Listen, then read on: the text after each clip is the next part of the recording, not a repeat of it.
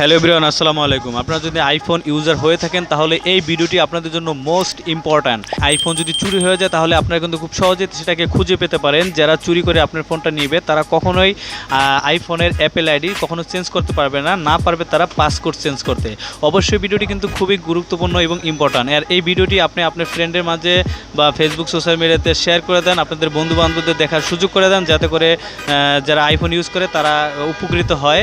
আর আমার এই ভিডিওটিতে একটি লাইক দেবেন, আইডিটা ফলো করবেন এবং আমার ইউটিউব চ্যানেলটি সাবস্ক্রাইব করবেন। আপনি যে সেটিংসটা করে নিলে আপনার চোরে কখনোই ফোন নিয়ে অ্যাপেল আইডি এবং পাসওয়ার্ড চেঞ্জ করতে পারবে না, সেটা কিভাবে করবেন চলুন আমি আপনাদের দেখিয়ে দিচ্ছি।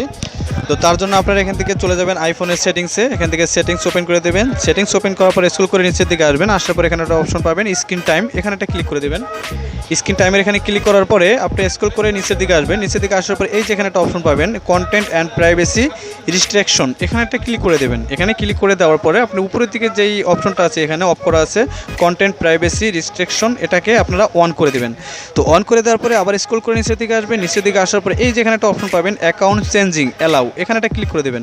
এখানে ক্লিক করার পর এখান থেকে ডোন্ট অ্যালাউতে ক্লিক করে দেবেন, তাহলে আপনার আইপেল আইডিটা এখন আর কেউ চেঞ্জ করতে পারবে না। তারপর এখান থেকে ব্যাগে চলে যাবেন, দেন ব্যাগে যাওয়ার পরে পাসকোড চেঞ্জিং, তারপর এখান থেকে পাসকোড চেঞ্জিং এখানে ক্লিক করে এটাও আপনারা ডোন্ট অ্যালাউতে ক্লিক করে দেবেন।